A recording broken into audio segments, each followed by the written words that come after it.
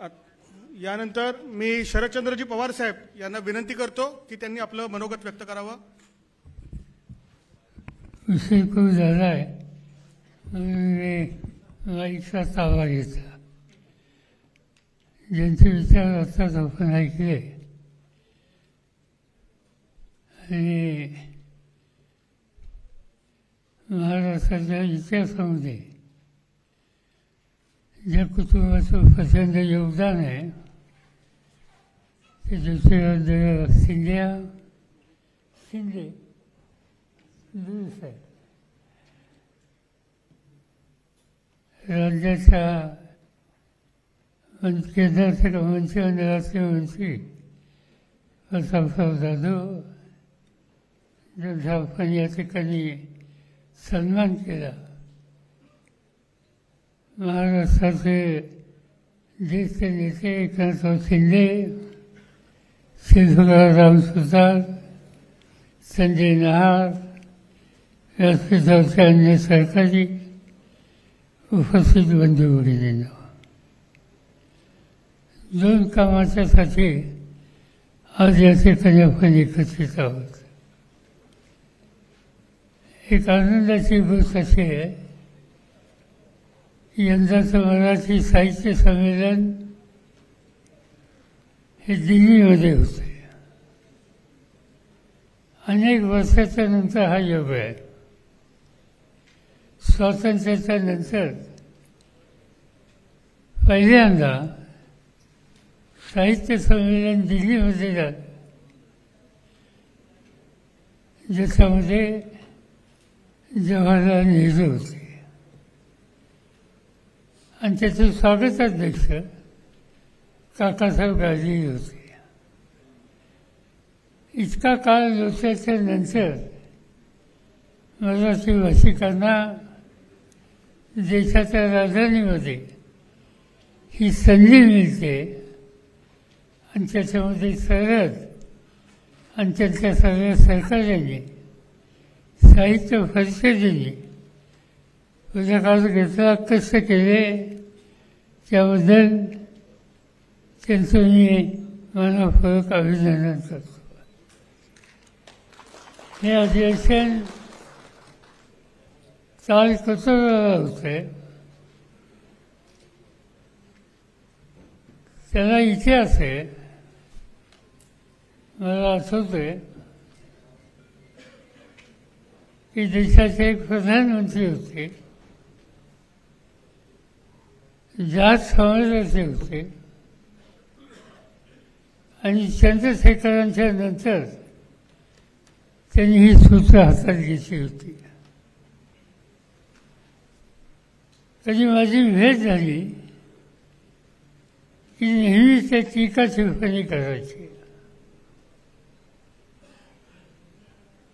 ते नेहमी सांगायचे, तुम्ही लोकांनी आणखीन इतिहास घडवायला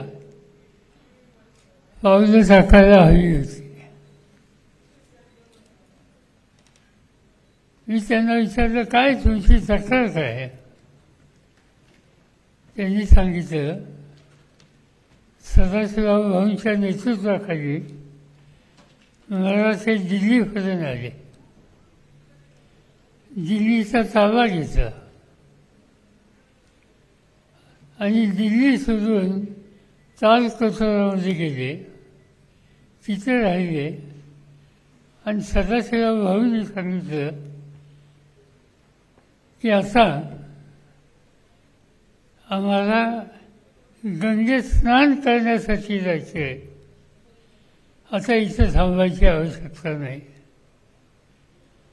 आणि त्यावेळेला सूरजमल जहाज हा दिल्लीचा राज्यकर्ता होता आणि त्यांनी सांगितलं की मराठ्यांनी ही आयुष्यात केलेली चूक आहे, गंगेमध्ये स्नान कधी करता आलं असतं, पण दिल्ली हातात असतानाची दिल्ली सोडून वलतीकडे जायचा निर्णय त्यांनी घेतला, हा काही योग्य नव्हता असं सूरजमल जहाजनी सांगितलं. मी काही इतिहासतज्ञ नाही. या ठिकाणी मोरे साहेब या ठिकाणी आहेत ते या संबंधीचं भाष्य योग्य ठिकाणी कुठं करतील. आज या ठिकाणी एकनाथांचा सन्मान आहे. त्यांनी सांगितलं की आम्ही सगळे सातारचे. माझी गमतीची गोष्ट आहे. 2 ठिकाणी मला आठवणी होतात. एक ते ठाणे महानगरपालिकेमध्ये सन्माननीय सभासद होते. अनेक वर्ष त्यांच्या नेतृत्वाखाली ती संस्था चालू होती. माझा त्या संस्थेचा कधी संबंध आला.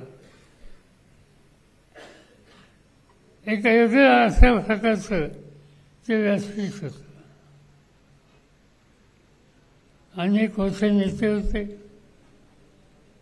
मला आठवतं हेगडेंचं नेतृत्व होतं.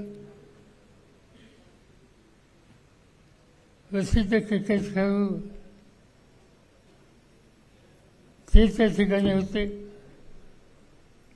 मराठीचे एक महत्त्वाचे कवी आणि जे सातारकर होते ज्यांचं नाव श्री सावलाराम म्हणून ओळखलं जायचं. ते श्री सावलाराम सातारा जिल्ह्याचे आणि त्यांची काही गाणी ही खेड्यापाड्यातसुद्धा लोकांच्या मुखात होती. एक काळ असा होता की महाराष्ट्राच्या ग्रामीण भागामध्ये मुला मुलींचं लग्न लागलं की सणवीवर किंवा रेकॉर्ड एक गाणं यायचं. जा मुली जा तू दिल्या घरी सुखीला वगैरे. आणि त्याचे कवी सावराम फाशी. आणि सावराम फाशी ठाण्याचे नगराध्यक्ष होते आणि सातारकर होते. मला अशी आठवण झाली त्याला एक कारण आहे. मी काँग्रेस पक्षाचा पदाधिकारी होतो. वसंतराव नाईक मुख्यमंत्री होते. गजी माडगूळकर आमदार होते आणि ठाण्याला निवडणूक होती. माडगूळकरांनी सांगितलं चव्हाण साहेबांना नाईक साहेबांना की आमच्या सावरम फाटाला अध्यक्ष करा. मला बोलून घेतलं पक्षाचा सचिव म्हणून आणि सांगितलं की ठाण्याला जायचं 2-3 दिवस बसायचं आणि काही झालं तर सावरम फाटी अध्यक्ष होती हे बघायचं. आता आम्ही काँग्रेसवरच होतो त्यामुळे उद्योग करायचे ते माहीत होते. ते उद्योग केले आणि त्यांना त्या ठिकाणी अध्यक्ष केलं. मी फोन केला नाईक साहेबांना की तुमचं काम झालं. ते म्हणजे त्यांना घेऊन या, कारण ही सूचना माडगूळकरांची होती आणि सुदैवानं माडगूळकर आज माझ्या घरी येत. मी त्यांना घेतलं सावरम फाटांना. नाईक साहेबांच्या घरी वारसावर गेलो आणि माडगूळकरांनी त्यांना मिठी मारली आणि माझ्या फाशीत झाप आली. गळ्या मोठं काम केलं तू. ते म्हणजे याच्याचा फाशी ठाण्याचा अध्यक्ष केला. सावरम फाटांच्या गावाचं नाव येडन मशिंद. त्यामुळे याच्याचा फाशी ठाण्याचा अध्यक्ष केला. हे मोठं काम तू केलं आणि म्हणून त्यांनी माझं कौतुक केलेलं होतं. त्या ठाण्याच्या महानगरपालिकेमध्ये श्री सावराम होते, शिंदेसाहेब होते, रांगणेकर होते, अहिल्याबाई होत्या का नाही मला आठवत नाही, अनेक लोक त्या ठिकाणी की ज्यांनी ठाण्याचं राजकारण योग्य दिशेने नेण्याच्यासाठी सातत्याने प्रयत्न केले आणि त्या प्रयत्नाचा मोठा वाटा केली किंवा जबाबदारी ही एकनाथराव शिंदे यांच्याकडे होती, ही या ठिकाणी सांगायला आवश्यक नाही. मला आनंद आहे त्यांचा सत्कार या ठिकाणी आहे. आणि सांगताना त्यांनी सांगितलं सातारचं एकनाथराव सातारने बरेच मुख्यमंत्री दिले. अनेकांना माहीत नसेल, मुंबई राज्याचा पहिला मुख्यमंत्री धनजीभाई कुफर, सातारला कुफर नावाची कंपनी आहे. त्या कुफरचे जे मालक आहेत ते आता नाही आहेत, ते होते स्वातंत्र्याच्या अलीकडे. ते पहिले मुख्यमंत्री होते मुंबई राज्याचे. आणि त्याच्यानंतरच्या काळामध्ये यशवंतराव चव्हाण झाले, त्याच्यानंतरच्या काळामध्ये पृथ्वीराज चव्हाण झाले आणि त्याच्यानंतरच्या काळामध्ये एकनाथराव झाले. मला एकच त्यांना आठवण करून द्यायची, तुमची यादी बरोबर आहे पण एक नाव राहिलं आणि ते गावाचं नाव नांदवळ. आणि त्या नांदवळचा मुख्यमंत्री त्याचं नाव शरद पवार. त्यामुळे मी त्या जिल्ह्यात होतो. मला आनंद आहे की आज महाराष्ट्राचं नेतृत्व करायची संधी त्यांना मिळाली. आणि नुसतं महाराष्ट्राचं नेतृत्व केलं असं नाही, वेगवेगळ्या क्षेत्रामध्ये महाराष्ट्र पुढं कसं जाईल या प्रकारची काळजी त्यांनी घेतली. ठाणे, नवी मुंबई हा सगळा नागरी भाग आहे. आणि अलीकडच्या 50 वर्षामध्ये नागरी प्रश्नाच्या संबंधी जाण असलेला नेता कोण याची जर माहिती घेतली तर कटाक्षानं एकनाथ शिंदेचं नाव द्यावं लागेल. मग ते ठाणे असेल, ठाणे नगरपालिका असेल, नवी मुंबई असेल किंवा राज्याचे मुख्यमंत्री असतील. आणि म्हणून एक योग्य दिशा द्यायचं काम त्यांनी सातत्याने केलं. आणि हे करत असताना कधीही पक्ष अभिलेष न ठेवता विविध क्षेत्रातल्या लोकांशी सुसंवाद ठेवून राज्य आणि विशेषतः नागरिक परिसर त्याच्या प्रश्नाची सोडवणूक कशी येईल याच्यामध्ये लक्ष केंद्रित करण्याचं काम त्यांनी केलं. याची नोंद ही महाराष्ट्राच्या सार्वजनिक इतिहासामध्ये निश्चितपणाने राहील.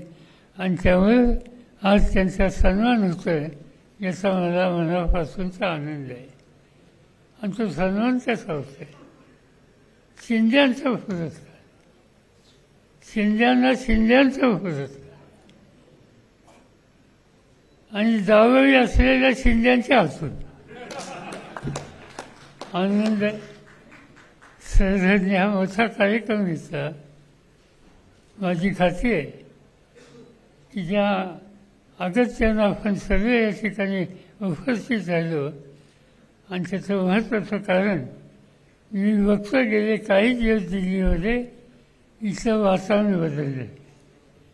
दिल्लीमध्ये आम्हाला लोकांना स्थानिक लोक भेटायला येत असतात आणि अलीकडे येतात तो प्रत्येक साहित्य संमेलनाच्या संबंधी काही ना काहीतरी सांगायला येतं. आज दिल्लीकर आणि दिल्लीचे मराठी भाषिक अतिशय खुशीत आहेत. ते वाद बघतात की 21, 22, 23 कधी येते, प्रधानमंत्र्यांचं भाषण कधी होतं आहे, अन्य कार्यक्रम कधी होतील. आणि गेले काही दिवस बघतोय दिल्लीची रोजची संध्याकाळ सरहद असो, साहित्य परिषद असो, अन्य संस्था असो, त्या सगळ्यांनी विविध प्रकारचे उपक्रम या ठिकाणी आयोजित करून दिल्लीकरांना एक प्रकारचं मानसिक समाधान देण्याचं काम सुरू केलेलं आहे. माझी खात्री आहे की हे साहित्य संमेलन अतिशय यशस्वी होईल, लोकांच्या लक्षात राहील आणि दिल्लीकरांनी त्याच्या पाठीशी जी शक्ती उभी केली त्याची नोंद संबंध देशाच्या मराठी भाषिकांच्यात घेतली जाईल हा विश्वास या ठिकाणी मी बाळगतो आणि आपल्या सगळ्यांची रजा घेतो. जय हिंद, जय महाराष्ट्र.